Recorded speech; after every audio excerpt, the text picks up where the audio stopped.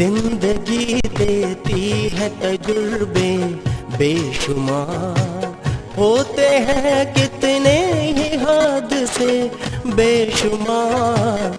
जिंदगी देती है तजुर्बे बेशुमार।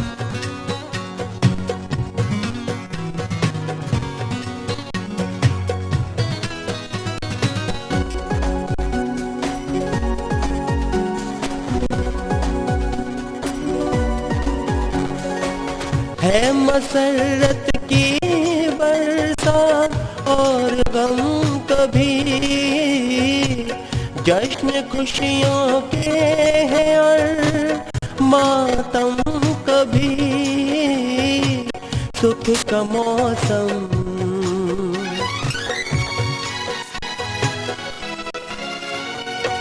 सुख का मौसम कभी, दुख का मौसम कभी।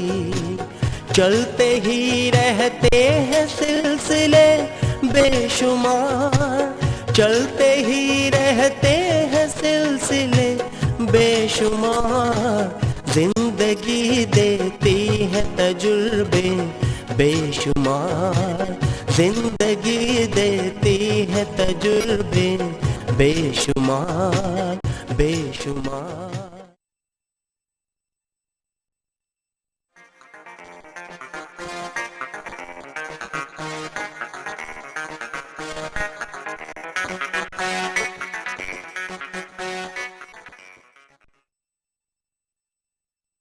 ये लीजिए, आपका लंच बॉक्स तैयार है। हाँ, अच्छा साइमा, आज मुझे दफ्तर से लौटने में देरी हो जाएगी। तो इसमें कौन सी नई बात है, रोज ही की तरह। ये तो एडवांस में इसलिए बता रहा हूँ कि तुम्हें बाद में शिकायत का मौका न मिले। और अगर शिकायत करती भी हूँ तो इससे आपको क्या फर्क पड़ता है। आप एक कान से सुनकर दूसरे कान से निकाल जो देते हैं। ठीक है, अगर तुम्हें इस बात से दुख पहुँचता है तो अगली बार से इस कान से सुनूंगा और इस कान से निकाल दूंगा। आपके बारे में चाहे मैं जो राय रखूं, आप बदलने वाले तो है नहीं। अब यूं ही बातें करते रहेंगे, ऑफिस भी जाएंगे। हाँ हाँ, मुझे देरी हो रही है। अच्छा, खुदा हाफिज। खुदा हाफिज।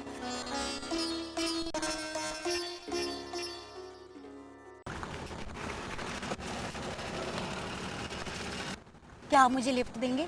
कहाँ जाएंगे आप? जहाँ आप मर्जी ले जाए। क्या मतलब?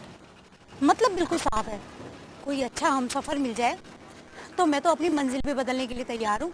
मैं आपकी ये पहली बारी बातें समझ नहीं रहा, आप क्या कहना चाह रही हैं? मैंने तो बिल्कुल साफ बोला है, आप जहाँ मर्जी ले जाए। मैं तो अपने ऑफिस जा रहा हूँ।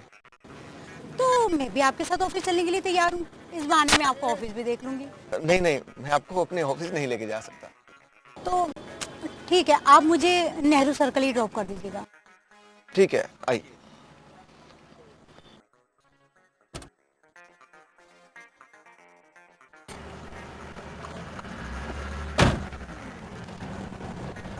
तो क्या कह रही थी आप? लीजिए, आपका नेहरू सर्कल आ गया। जी शुक्रिया। वैसे इस इतवार क्या कर रहे हैं आप? इतवार को जी कुछ नहीं। तो ठीक है, इस इतवार को इसी जगह ठीक 11 बजे मिलते हैं हम। बाय।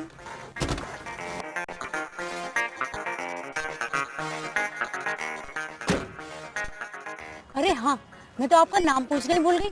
आपका नाम? जी नावेद। क्या हसीन इत्तेफाक है, आपका नाम नावेद और मेरा नादिरा। तो ठीक 11 बजे इसी जगह। बाय।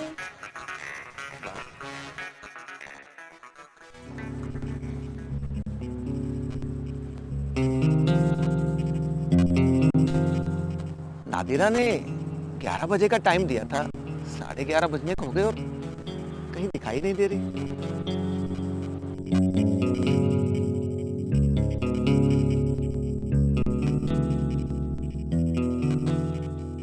आई एम सॉरी, देर से आई हूँ, पर इसका मतलब मेरी लापरवाही नहीं,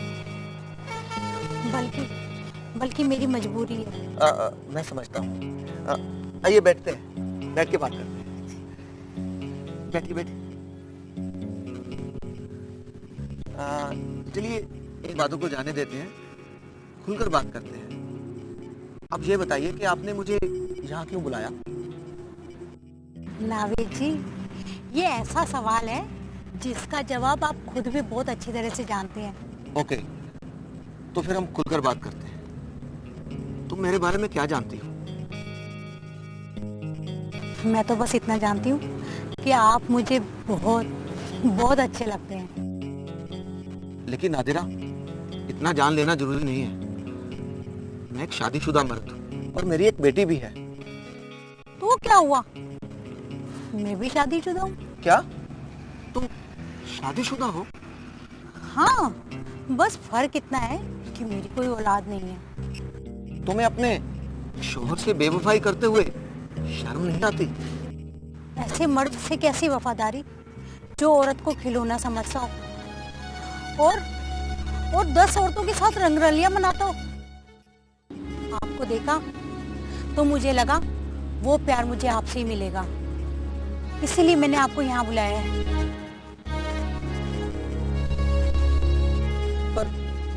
पर एक शादीशुदा मर्द तुम्हें प्यार कैसे दे सकता है? मैं ये नहीं कहती कि आप अपनी बीवी को छोड़ दें, लेकिन थोड़ा प्यार आप मेरी झोली में भी डाल दें। नादिरा, कुछ प्यार ऐसे होते हैं जिन्हें बांटा नहीं जा सकता। मैं अपने पति की हरकतों से इतनी डिप्रेस हो चुकी थी कि मैं खुदकुशी करने के बारे में सोचने लगी थी। मेरे गम का इलाज सिर्फ मौत है, मौत। नावेद, मैं खुदकुशी कर लूंगी, खुदकुशी कर लूंगी मैं।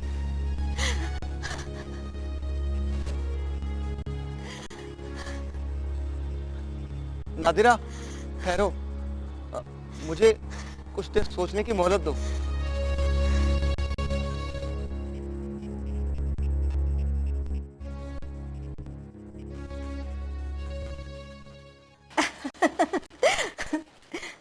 अब बैठो।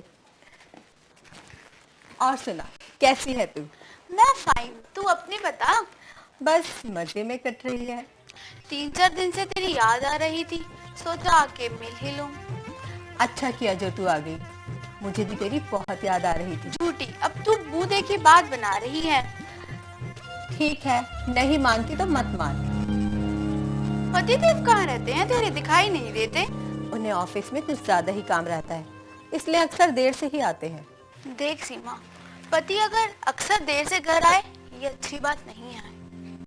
I mean, दाल में कुछ काला हो सकता है। ये तेरी शक करने की आदत कब जाएगी? यहाँ कुछ ऐसा नहीं है।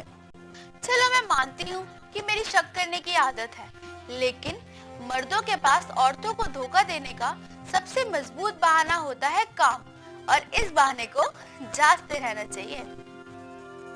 अब मैं तेरी तरह जासूस तो हूँ नहीं जो जांच करती फिरो। तू मेरा मजाक उड़ा रही है? मैं तो समझती हूँ पति और पत्नी दोनों को एक दूसरे पर भरोसा रखना चाहिए, तभी तो जिंदगी सुख चैन से कटती है। ना विश्वास करना अच्छी बात नहीं होती, नहीं तो जिंदगी को ऐसी ठोकर लगती है कि पूरी जिंदगी चूर होकर बिखर जाती है।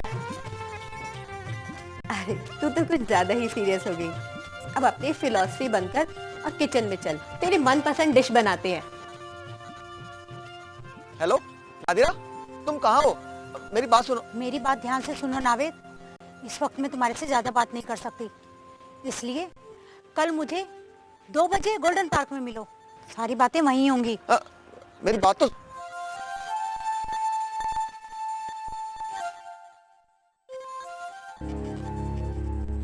नादिरा, क्या हुआ? हम चुप चुप कर मिलते हैं नावेद, इस बात का पता मेरे पति को चल चुका है। ये कैसे हुआ? ऐसी बातें चुपती नहीं है, और उसने मुझे घर से बाहर निकलने पर भी पाबंदी लगा दी है, और उसने तुम्हें जान से मारने की भी धमकी दी है। क्या बोला? हाँ। मुझे जान से मारेगा? उसके बाप का राज है क्या? ये हमारी आखिरी मुलाकात है नावेद। तुमने बड़ी आसानी से कह दिया कि ये हमारी आखिरी मुलाकात है। क्या तुम्हें लगता है कि अब हम एक दूसरे के बिना जी सकते हैं? लेकिन नावेद, इस शहर में हमारा रहना मुमकिन नहीं है। हम ऐसी जगह चलते हैं मेरा जालिम पति हमें ढूंढ ना सके।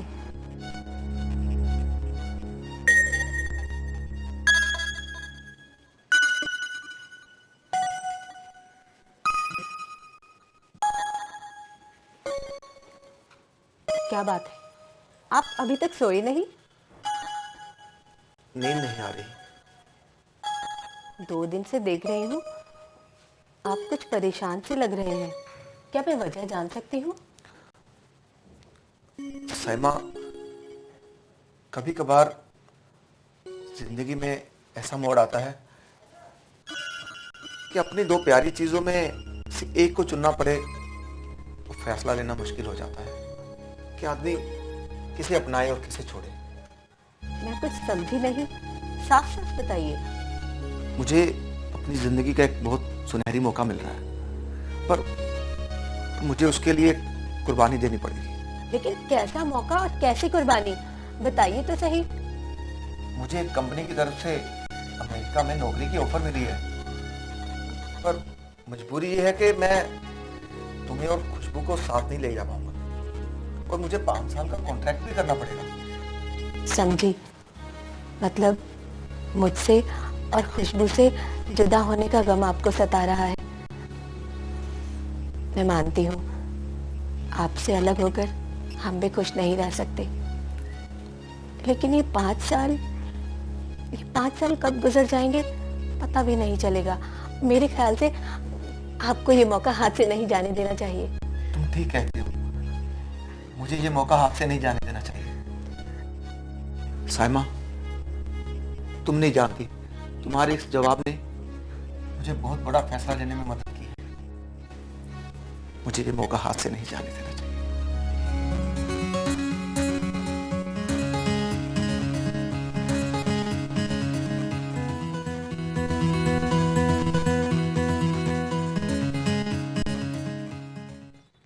अरे कोई है? कोई है यहाँ पर? लगता है कोई नहीं है यहाँ पर। वहां देखता हूं। बाहर निकलो, जो भी हो अंदर से बाहर निकलो।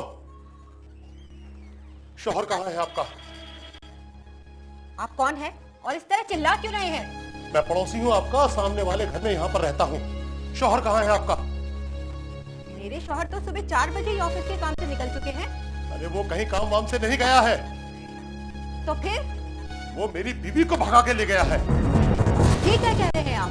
मैं सच कह रहा हूँ, मुझ पर यकीन नहीं आता तो चौकीदार से पूछ लो। उसने अपनी आंखों से सुबह 4 बजे उन दोनों को जाते हुए देखा है। नहीं, ऐसा नहीं हो सकता। मेरे शौहर ऐसा नहीं कर सकते।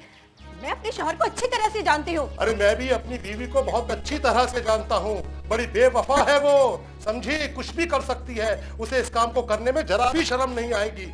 अरे वो जाए तो भाड़ में जाए, तुम्हारा शौहर जाए तो भाड़ में जाए। अफसोस तो मुझे इस बात का है कि कमबख्त जाते जाते मेरा 2.5 लाख कैश और 4-5 लाख रुपए के जेवर भी ले गई है। 1 मिनट।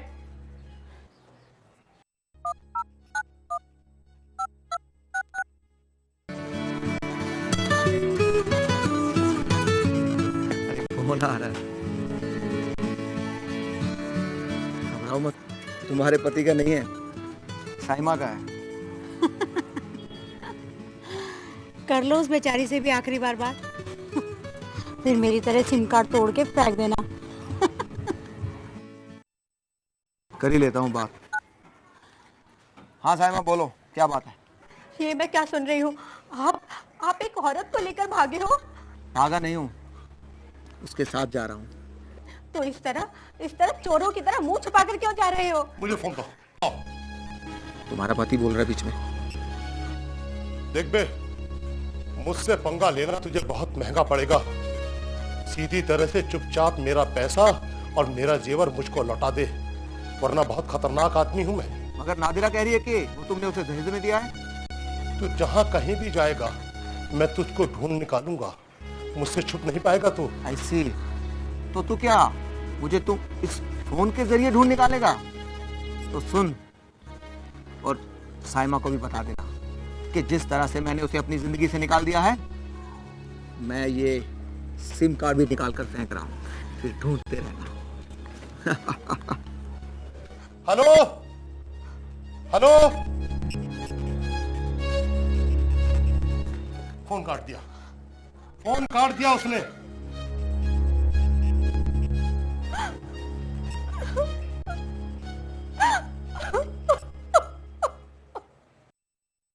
मैंने तुझे पहले ही वार्निंग दी थी, लेकिन लेकिन तूने मेरी बात को मजाक में टाल दिया। तब तक मेरे भरोसे को इतनी ठेस नहीं पहुंची थी, इसलिए मैंने तेरी बात नहीं मानी। मैं मानती हूँ मर्दों की फितरत ही ऐसी होती है, औरतों को खिलौना समझते हैं और अपनी नीयत बदलते रहते हैं। शायद तो ठीक कहती है। 3 महीने हो गए और नाविक का कोई अता पता नहीं। करना भी क्या है उसे पता लगा कर? क्या करेगी तू उसे पता लगा कर? अब तू भी उसे भूल जा।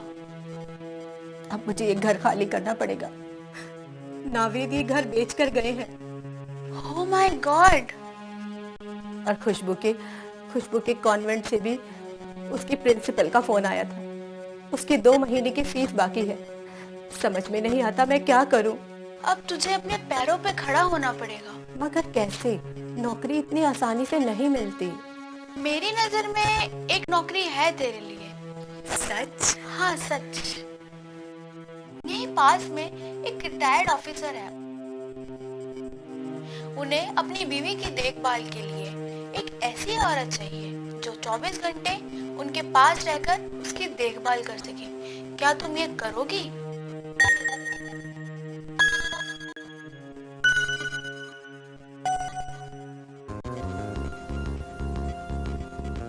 साइमा, साइमा। आई मैडम।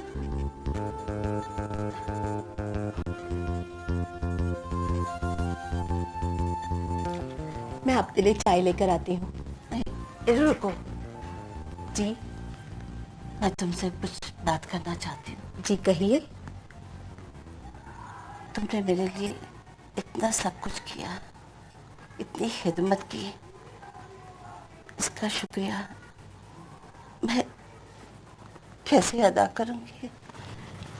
इसमें शुक्रिया की क्या बात है मैडम? ये तो मेरी ड्यूटी थी।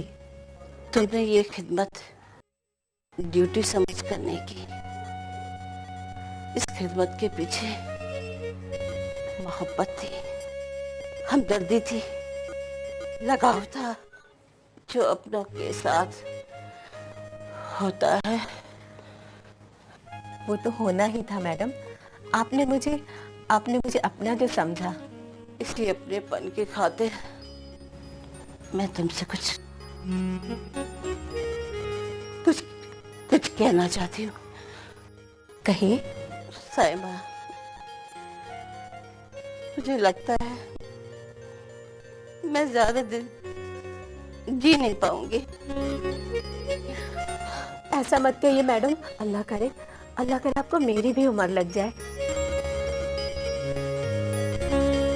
प्लीज मुझे अपनी पूरी बात कहने दो। हमारे जाने के बाद काजी साहब अकेले हो जाएंगे, बिल्कुल अकेले हो जाएंगे। समझ लो कि टूट जाएंगे। मेरी बात तुम उन्हें सहारा देना, तुम उनकी बिखरी हुई जिंदगी को संभालना।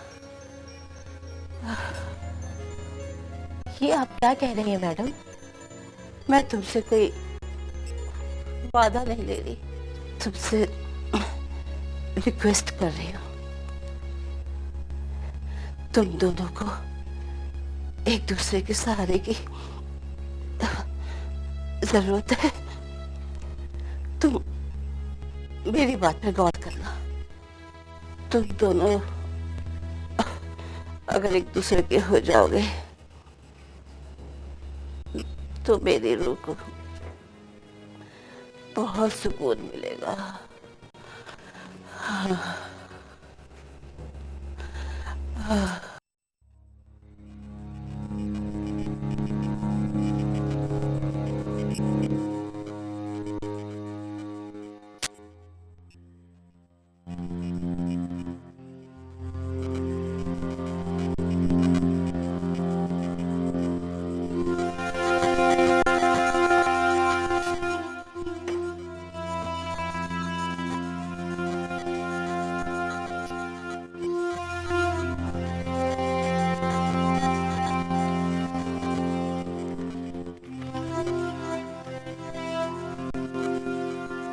मैं ये खत जेल से लिख रहा हूँ। मैं तुम्हारा मुजरिम हूँ।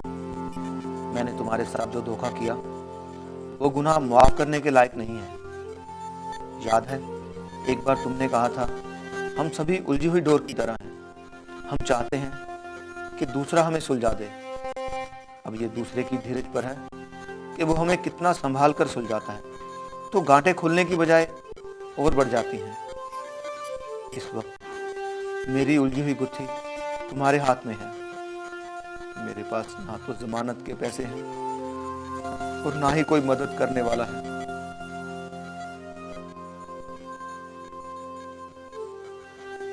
बस मेरी आखिरी उम्मीद अब सिर्फ तुम ही हो। मेरी जमानत करवा दो। मैं तुम्हारा यह एहसान कभी नहीं भूलूंगा। तुम्हें हमारी बच्ची खुशबू की कसम है।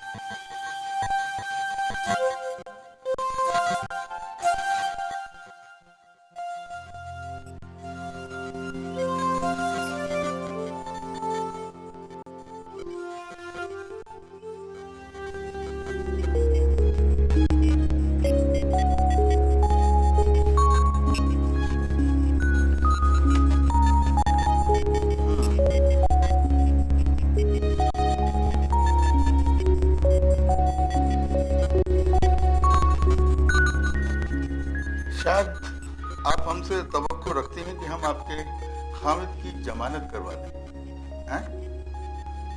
जी हाँ।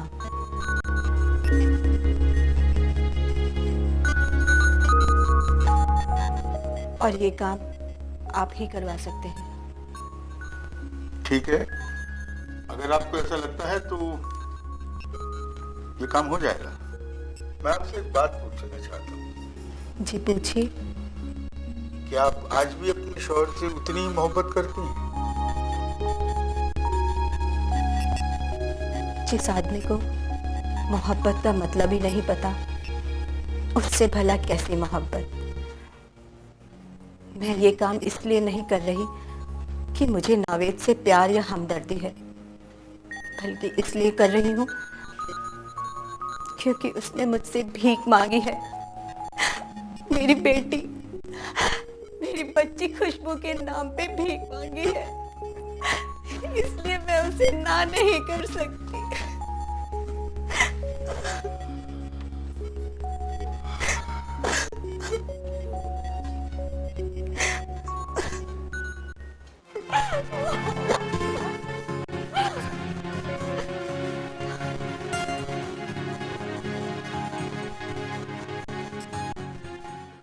वालेकुम सलाम मिर्जा साहब। भाई क्या बताऊं, आप तो समझ सकते हैं बेगम साहिबा के इंतकाल के बाद जिंदगी कितनी मायूस और तनाव हो गई। खैर ये मेरा वादा है कि जब भी मौका मिलेगा मैं फरीदाबाद आपके पास जरूर हाजिर होऊंगा। जी जी, खुदा हाफिज भाई। अच्छा काजी साहब, अब मैं इजाजत चाहूंगी। इजाजत? कैसी इजाजत? जिनकी खिदमत करने में यहाँ आई थी, जब वो ही नहीं रही तो मेरा यहाँ रुकना बेकार है। ये आप कैसी बातें कर रही हैं? मैं समझ सकता हूँ आप बहैसियत से केयर टेकर के इस घर में आए थे, लेकिन आप तो अब इस घर के एक अहम फर्द बन चुके हैं। अब तो आपको इसी घर में रहना चाहिए। मैं आपके जज्बातों की कदर करती हूँ काजी साहब, मगर आपके ये पाक जज्बात, उनको दुनिया गलत नाम देगी। क्या मतलब? मतलब ये कि जब एक पराया मर्द और एक पराई औरत एक ही छत के नीचे रहने लगे तो दुनिया इस रिश्ते को किस नजर से देखेगी। आप वजह फरमाती हैं। ये दुनिया हर रिश्ते को कोई ना कोई नाम देना चाहती है, और अगर किसी रिश्ते का कोई नाम ना हो तो उसे गलत नाम भी दे दिया जाता है। इसीलिए काजी साहब मेरा यहाँ से जाना ही मुनासिब होगा। देखिए, अगर आप बुरा न माने तो मैं आपसे गुजारिश करता हूँ कि मैं आपको और आपकी दुख्तर को अपना नाम देने के लिए तैयार हूँ। काजी साहब, इसके बारे में मैं आपको सोच समझ के जवाब दूंगी। अब मैं चलती हूँ।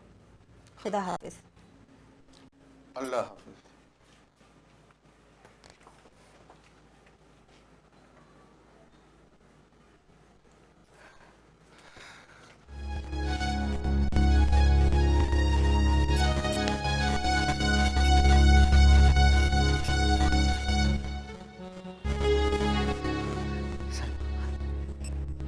साइमा, मैं कब से तुम्हें मिलने की कोशिश कर रहा हूँ, तुम्हारा फोन भी नहीं मिल रहा था। मैं तुम्हें एक बात कहना चाहता हूँ। देखो, मैंने तुम्हें अभी तक डाइवोर्स नहीं दिया, और जब तक डाइवोर्स नहीं दिया तुम कानूनन तौर पर मेरी बीवी हो। एक तमाशा याद दिलाने के लिए। कैसा तमाशा? वही तमाशा जो 5 साल पहले तुमने मेरे साथ किया था। तुम कहना क्या चाहती हो? यही कि मैं अपनी बेटी खुशबू को लेकर हमेशा के लिए जा रही हूँ। तुम कहाँ जा रही हो? उस जगह जहाँ तुम्हारा मनहूस साया हम दोनों पर ना पड़े। नहीं साइमा, तुम ऐसा नहीं कर सकती। Shut up. अब सिर्फ मेरी बात सुनो। आखिरी बात, हम दोनों को ढूंढने की कोशिश भी मत करना। जिस तरह मैंने तुम्हें अपनी जिंदगी से निकाला है, अपने मोबाइल से ये सिम कार्ड निकाल कर फेंक रही हूँ। नहीं साइमा, तुम मुझे मेरी बच्ची से दूर नहीं कर सकती। हेलो साइमा, मेरी बात सुनो।